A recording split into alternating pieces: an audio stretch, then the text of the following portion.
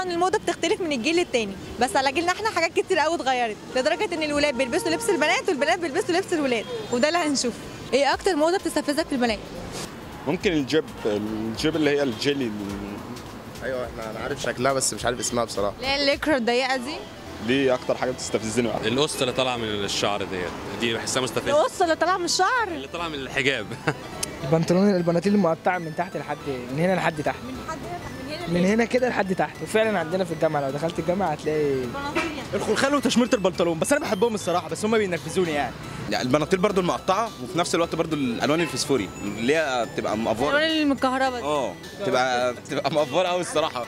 بص بقى حضرتك الجيبه المخططه بقى، الجيبه المخططه، الجيبه المخططه دي يا لهوي خرابي يعني حاجه استغفر الله العظيم يا رب. يا لهوي كده واحده تلبس لك خلخال في رجلها، ايه ده؟ شوف الجزاره يا اخي. سيبك لا استنى بس يا عم انا بتكلم، استنى انا بتكلم دلوقتي. بس الجيبه المخططه حضرتك هي اللي مبوظه البلد والله. لا واللي هو ايه القرطاس اللي بيلبسوه ده، عارفه اللي هو التربوني ولا اسمها التربوني؟ الموضه بتاعت البنات البناطيل المقطعه، والحاجات اللي على الكمر والكلام ده كله. حاجات اللي استغفر الله العظيم يا رب دي اللي هي مش يعني الشتا بيطلع ارجل من ابوها وبيخليها تلبس بكم. الخلخال اللي طلع ده مبوظ، وتشمر البنطلون من تحت وبتاع، عيب يعني. ايه اكتر موضه بتستفزك في الولاد؟ البنطلونات المقطعه والبنطلونات الضيقه والسواب بانس الجينز وحله شعرهم من شكلها زي الزفت. اللي بيشمروا كده وبيلبسوا حاجات كده في رجلهم عامله زي الخلخال كده الدوده. وايه تاني؟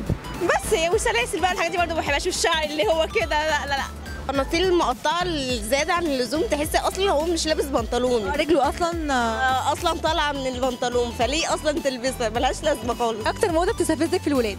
البناطيل المقطعه اللي بيشمروا البناطيل عاملين زي البنات كده، فاللي هو مرقعين صح؟ مرقعين. وانتي؟ بيوقفوا شعرهم، بيعملوا كده حاجات غريبه، قصات غريبه. بناطيل الضيقه، يعني البنات ما بتلبسش بناطيل ضيقه زي اللي هم بيعملوه ده. يا بنت والله الحال بقى مايل، مش عارفين نعمل ايه. لا والله حاجات كتير، بس اكتر حاجه البناطيل المقطعه والمتسقطه. هو الولاد ممكن مثلا تلبس بناطيل قصيره او كده، طب انا بناطيل قصيره في البنات اوكي عادي عشان رجليهم يبقى شكلها حلو، لكن انت معفن واسود شكل رجلك وحش، او ايه السكسي فيها عشان بس يعني تبينها لي. الموديل اللي هي بتاعت